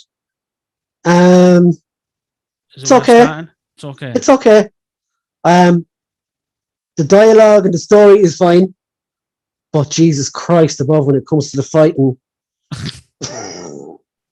it's like someone made it in their fucking backyard. Oh God. But like, if you can forget about that stuff, the story, like, I'm going to watch episode 2 tomorrow and see how far more I get into it. But yeah, the cast isn't the greatest either. But yeah. Oh, that kind of sucks, like, because like 2 of my favorite comic book movies are from him, and it's Kick Ass. I love Kick Ass as well. Yeah, and so kind of disappointing that. don't take my word for it, because we often disagree on stuff like so. Oh, we do so. Yeah. Watch it for yourself is what I would say. Yeah, so there were some trailers as well this week. There was the Venom 2 trailer, Let There Be Carnage. You weren't fully impressed by it, were you? No, it was crap. Absolute terrible. It showed. I don't know. It didn't give anything. But is that not the point of a good trailer? Not to give away anything? No, I want a little bit of story. I mean, the best part of it was when Venom was talking in that little shop. It says he's gonna eat that lass. I thought and doing the breakfast. Do you know what I didn't get? In one part of the trailer, she's like, "Hello, Mister Whatever," and she says hello to him. And then in the bit at the end, she's saying she doesn't know him, doesn't hear him or whatever. No, I don't think she can hear him at all, because he said Venom says hi. Because she goes. Yes, you're right. You're right. Hi, Brock. Hi, Venom. And Venom says something, doesn't he? And then he goes, "Oh, Venom says hi." He's like he's talking to her in Chinese or something. Yeah, it was like, don't. Yeah, he said something wild as, and I was like, "What the fuck did he just say?" Like, the only thing that annoys me really so far is the Carnage sort of looks the same as Venom. It looks exactly the same, doesn't he? And looks the same as Riot in the last one as well. Yeah. And the final battle in Venom 1 was shit, because it just looked like two paints. People throwing paint at each other. That's what it was, wasn't it? It was just a bit of a mess. But then again, to be fair, you're only watching the Venom now, really, for Tom Hardy. Yeah, he's fucking so good, man. Like, as an actor, like he's I think good in that. He excels, like, when he's playing 2 roles, doesn't he? Yeah, like Legend. When he plays M2, man, unreal. Well, like, yeah, like, I'm still going to watch it. Oh, definitely. I'm excited for it. I just wanted to be more excited when I watched the trailer. I was I was straight up hyped as fuck when I saw when I saw the brain work. Woody Harrelson cast as Venom because I thought he was fucking class in Natural Born Killers. He's such a good. I mean, two of my favorite films were with him, like Zombieland. Yeah, Zombieland is brilliant. Like, he's so good in that. Tallahassee. Good films. But yeah, like I'm excited to see what they do with him. I'm delighted they fixed the fucking hair. But that post credit scene in Venom 1 where he's like, oh yeah, you had the full on perm, like.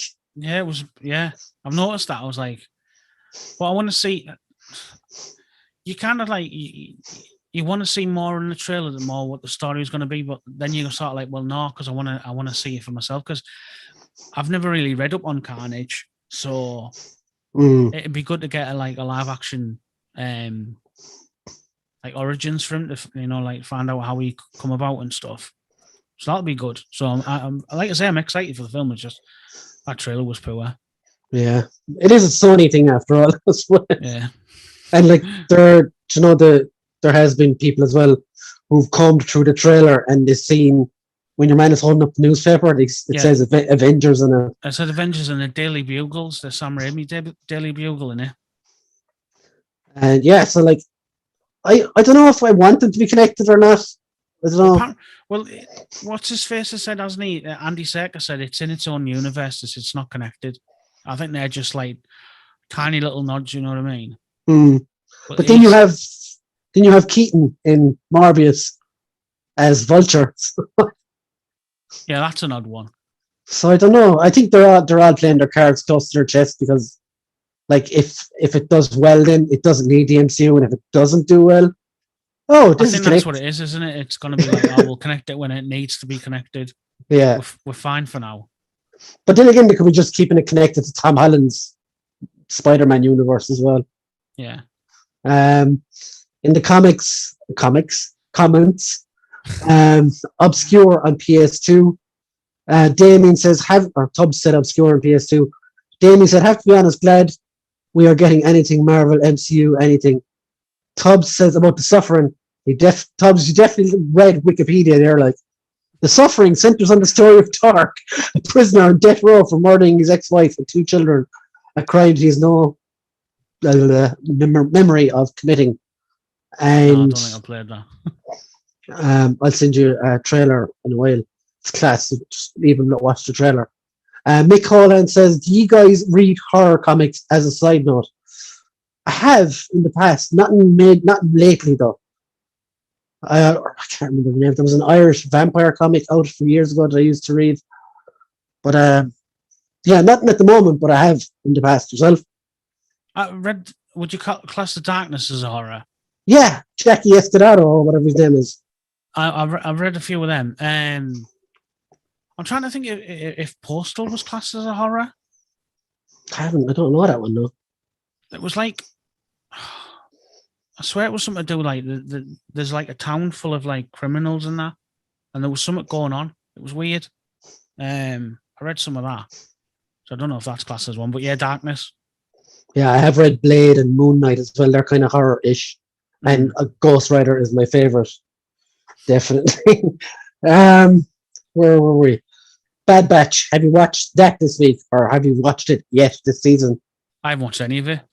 Okay, fair enough. It's only in episode 3. Like, I'm finding it hard going, if I'm honest, at the moment. Yeah, I had episode 1 was good, but then they'd done something in episode 2 that was sort of like they didn't give someone a full story and they just lobbed her in. It was a kid or something. Yeah, Omega. Like, there's even theories going around now that she's Ray's mother. You know, Ray from. Oh well. So. I thought they were scrapping them. Yeah, but there's rumors actually going around today that Ray is going to be in The Mandalorian season 3, which is absolutely bonkers if true.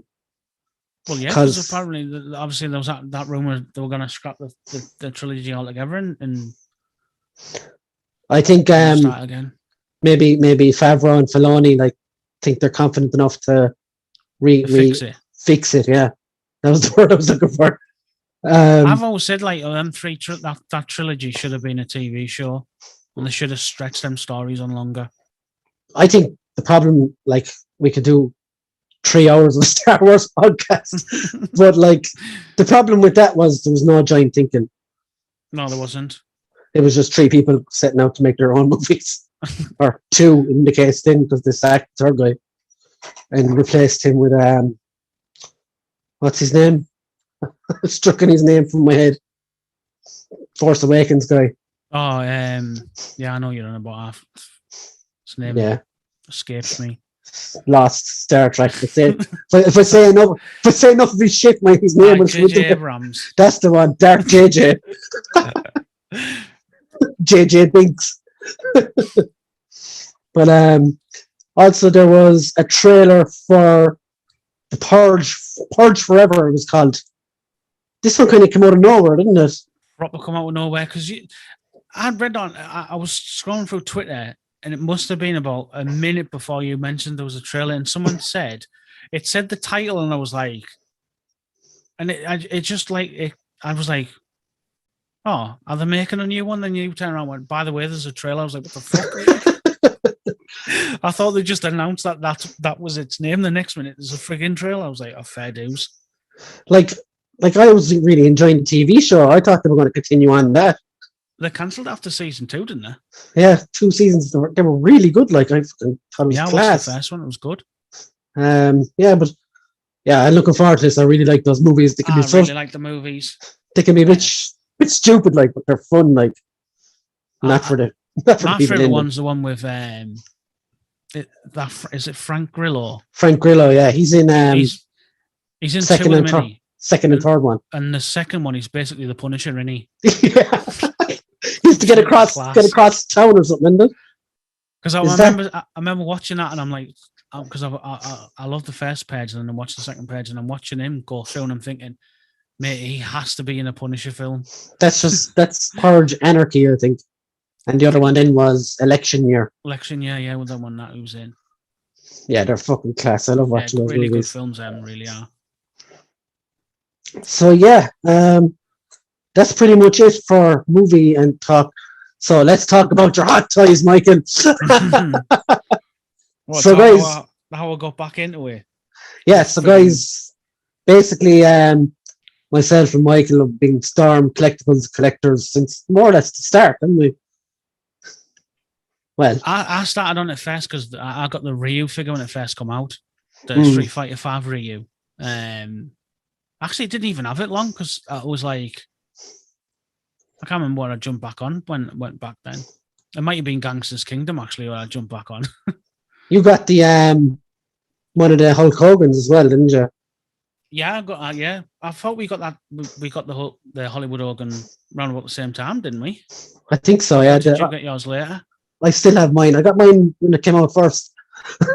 Whenever that was. I sold mine when everyone was asking for him to make a Bane. I remember that actually. Yeah. It was just a mad craze, wasn't it? Everyone was like, "Oh, have you sold the Hulk Hogan?" I was like, "Well, I've just got a random one here, and I've lost some bits for it, so I sold it on." But yeah, so like then there was like Mortal Kombat. You had the Tysons and the Alis. Yeah, and you got King of Fighters, which I later got as well.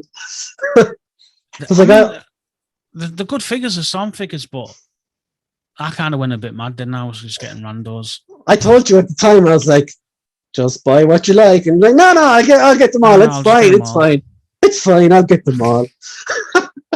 Golden Axe, yeah, I'll have that. Street Rage, yeah, that too.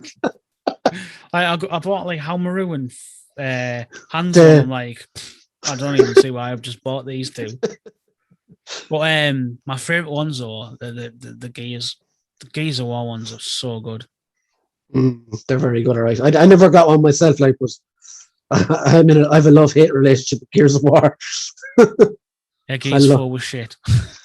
I love the first 3, the rest of them go fuck themselves. You've got the Xbox, give Gears 5 a go. I have, and I couldn't. You couldn't get it, oh man. I couldn't stay with it. It's not the same. It's not, you want to be Phoenix, don't you? Yeah. You want to be running around with Felix, Cole, and Bard. Yeah, the OGs. OGs, that's what you want. That's the thing. Is like when like some franchise starts changing characters and that. Yeah, like Resident Evil with Alice in the movies. Anyway, go on. So, what got you? What made you sell your storms? Was buying this bloody Hot Toys Batman off my mate. So, like, hold on now, I can't see you. Have you got it there? It's right here. Well, Show the class. it's my desk figure at the moment. You know what's funny? I've never heard that term until earlier on today, and now you've said it. It's the second time I've heard it. A desk figure. Who said it first? Wasn't Bruno, was it?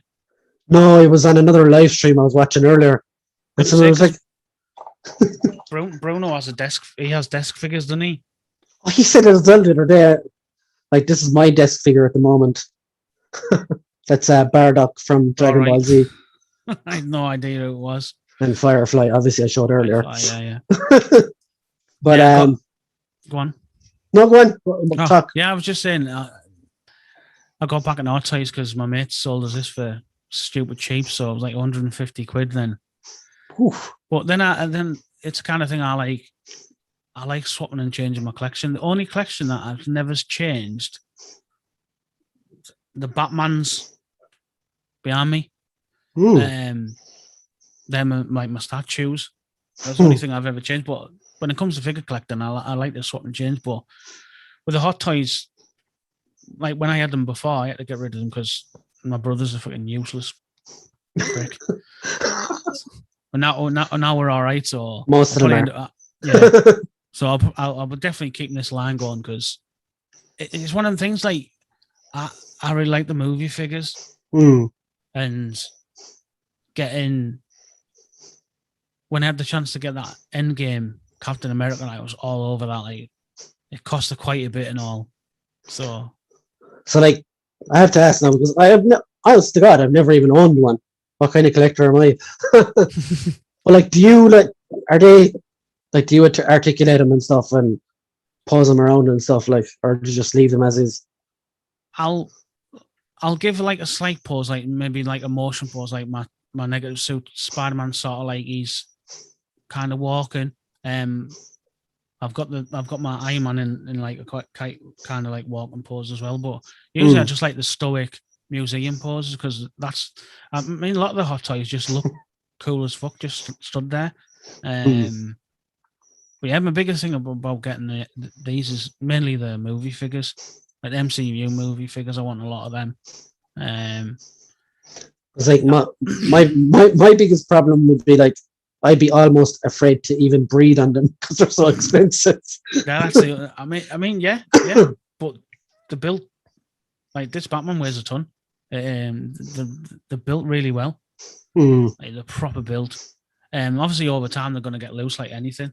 Yeah. But a lot of them you can change the bodies on these, like if you know what you're doing. Yeah, like customizing and stuff. Yeah, I've seen a lot of people have customized a lot of the Captain Americas because a fair few of the Captain Americas that come out never had any, like, you know, your traps. Never had any of that. So you just had like a flat, massive shoulder, and he never looked right. So I've seen. Yeah, it kind of looked blocky or something, is it? Yeah, it looks like a block, and obviously, I mean, Chris Evans is a big lad, but he's not that frigging big. You know what I mean? He's not like, he's not a freaking big square dude. So, he is a beautiful man, though. Oh, he's a good-looking fella, like. So yeah, the main thing about getting the Storms, not the Storms, the Hot Toys is like, yeah, I just want the movie figures. Like, I've got the Far From Home Spider-Man not on the way, but I'm hoping it's on the way soon. And I've got Dude Thor on pre-order as well, and he's out in a few months. Oh, so that look class, all right. Yeah, and then obviously I've got like Barney Ross is in shipping now. Expendables, yeah. Which I'm not gonna lie, I absolutely love them films. Damien says in the comments, only Hot Toys I've pre-ordered is Mysterio from Far From Home. I'd imagine that would look fucking class. He looks really good. I think the only ones I've got on pre-order now are like I say, I've got that Far From Home Spidey, Dude Thor, and I've got Batman, the Nightmare Batman, and the black suit. Oh yeah. And then I've got the Dark Knight Returns suit, and I've got the Batman Begins suit. Fuck. So That's class. I've had a Begins suit before, but obviously this is going to be the new one. And I've had the Dark Knight Rises one before. I actually had a custom one of that. And like, are they all official Hot Toys, or is that like third parties and stuff as well? No, these ones are official Hot Toys. Oh, the nice. third party ones I want, like I showed you the day, the Butcher and Homelander. That head sculpt on a Homelander looks absolutely insane. So that's a definite one. That. Yeah, like I didn't mention it, but we had if I can find it, the NECA fucking ones were showing today. That's poor. That I thought they would have done. I thought they would have done better on him. I thought he would have. Didn't they show a prototype though, and it looked really good? I'm just looking it up there now, just to show it in the chat. Yeah, the initial one looked a lot better for some reason. That kind of happens a lot, though, doesn't it? Yeah, a lot of prototypes come out, and you see the prototype, and you're like, "Oh, that's an insta buy." Then the figure comes out, and you're like, "Nah." I don't know. I have the pictures here. But it's a bit of a nightmare if you've already pre-ordered and you put the money down, and you get an absolute piece of crap. Yeah, that's the new one. The new one they showed there. It's not great, like, is it? No, he's got like stumpy legs. He's wearing a diaper. The chest as well looks way out of proportion, doesn't it? Yeah, his chest is long. Starlight doesn't look bad, does she? But she looks very. She looks like a Barbie doll. Her eyes are very derpy or something as well, I think. And I don't know if she's got that porcelain face like a Barbie doll as well. But then what with the eyes, like? he just looks surprised. He's got a finger up the ass. So that she's fisted him here. So yeah, they don't look great, like, do they? No, if they were coming out before the So Toys Homelander, I was planning on getting the NECA just to tie me over. I'm not touching that. I was like, I want the whole, like, the 7 or whatever they're called from the NECA, but those two don't inspire me so far. I think the best bet if you're going to go and get the like 6-7 inch ones now is it's Mayfix doing them in there. Yeah, but I don't want to spend Mayfix money on them either. Yeah. Well, we were looking about 70-80 quid. Even more, I would say, just to ship over here as well. Oh yeah, shipping as well, yeah. Jeez. And in the comments before we wrap up, Tubbs says in 2021 there's going to be another 6 trailers before it gets released about Venom 2. That's typical Sony, though. They just released the movie. They skin trailers. He says JJ can't stick the landing. Abrahams. Yeah, no. Pretty true. Mick says Mortal Kombat and Street Fighter 2 I pre-order or buy. Brian, Zangief, pre-order. No, I'm not falling for it. He's not going down that line. I've got my Ken and I've got my Ryu and I'm sticking to it. I would love all of them, like, but not financially viable. Damien says Whiplash and Electro still top Hot Toys too. Whiplash would be a class one, actually. Didn't they just re-release a Whiplash? I swear they've re-released a Whiplash. They redone him a year ago. Electro looks absolute class, to be fair. Obviously, that's the Amazing Spider-Man. Electro, not like. I think we're on. I think Tubbs is on a delay as well because he said, "Fuck me, that's a sick Batman." But it's good, like that Batman. No, they are classic. I know. I take the piss out of you, or whatever, in the chat. Like, that's because I'm fucking jealous. I can't afford those.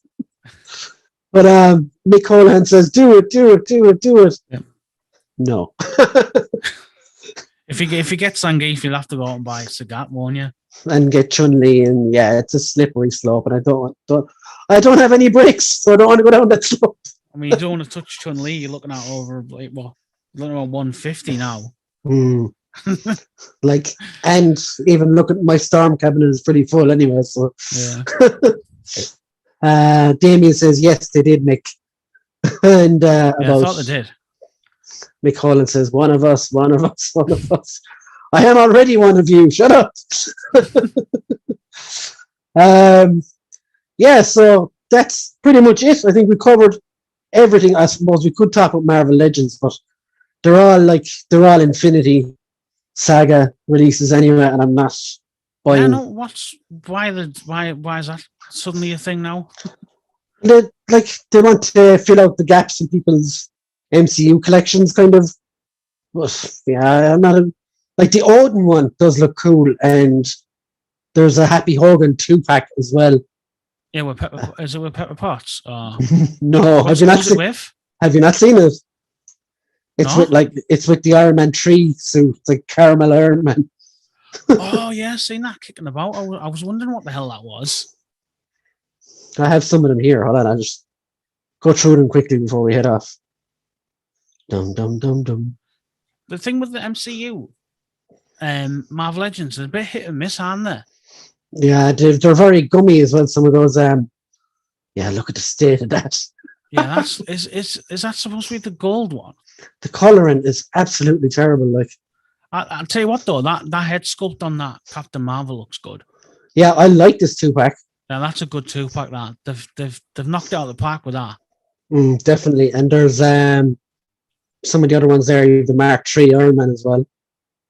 I like the helmet, the open helmet face thing as well. Which other? Oh yeah, there's an Iron Man and Thanos 2-pack as well.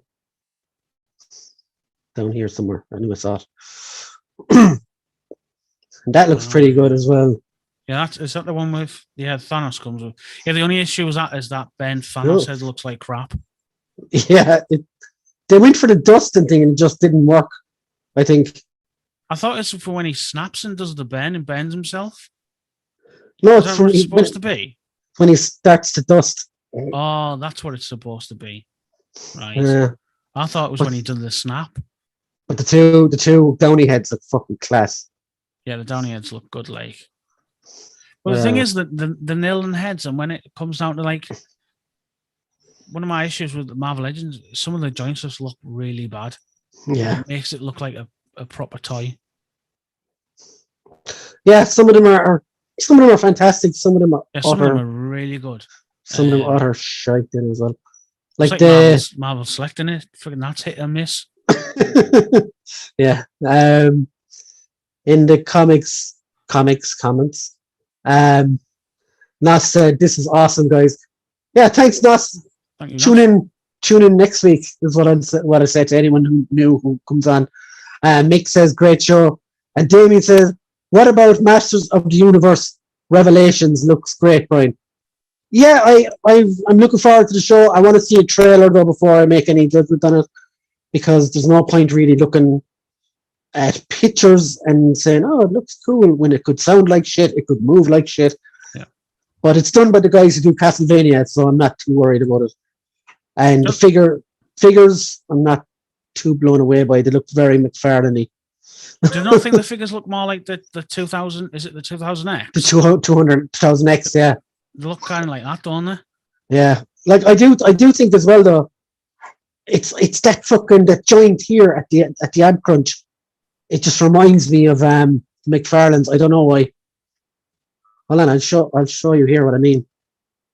Before we go. I hope this E-man's good, though. Yeah, I do too. And there's another one coming out as well. There's two at the same time. In there. And they release pictures for that as well. Doesn't look great. I've seen them there. Don't look great at all. They look like proper kids' toys. But hold on.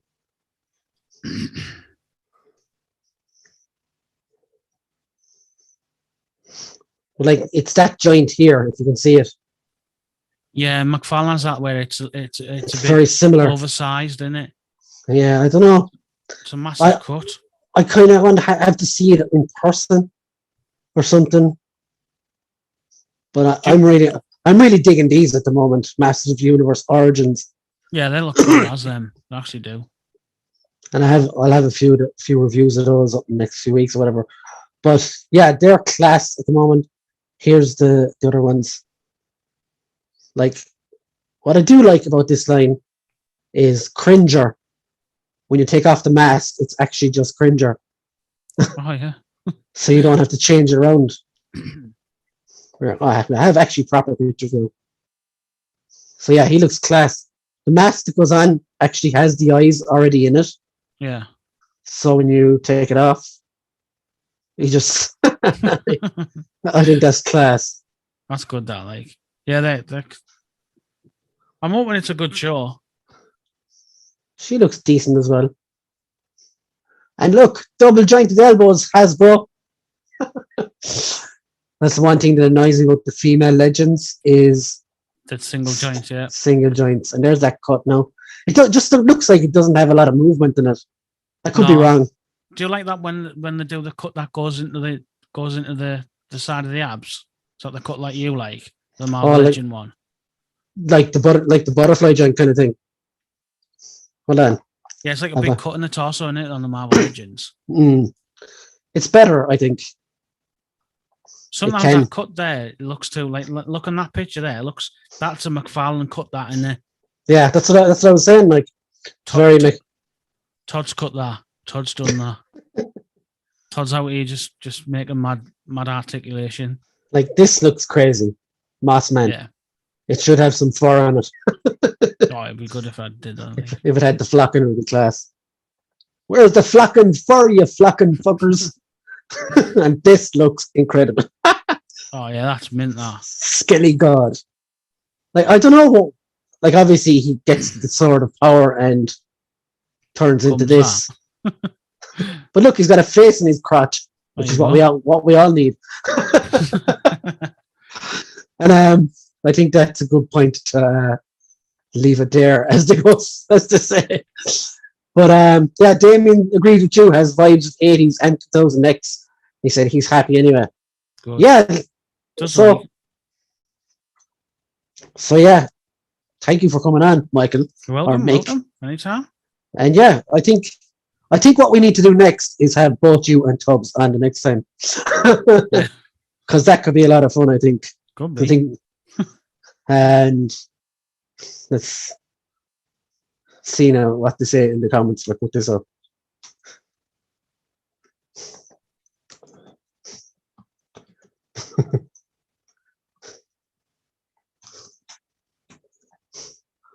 So yeah, next week, same old stuff. We will have all the TV and stuff and action figure news and all that stuff. If Tubbs gets his act together and gets his internet working properly, it's been going slowly for the last few weeks, so it's finally gone now. So. Oh God! Yeah, so I think it's back. It's back Monday. But yeah, I'm going to sign off a bit earlier this week. I know we still did 2 hours anyway. But yeah, I've worked for the first time in God knows how long tomorrow. Actual proper work. Oh, nightmare. Yeah. Up early.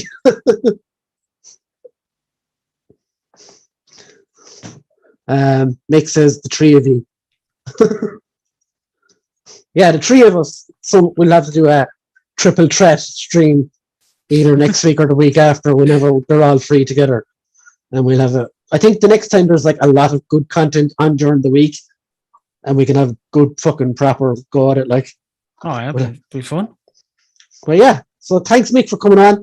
Anytime. Once again, everyone in the comments, thanks so much for helping us make a great show. And do make sure to subscribe, like, and do all that stuff that you do anyway. So I don't even need to tell you anymore. So thanks, guys. We'll see you next week. Have a good one. Bye. See you later. We'll just turn this off.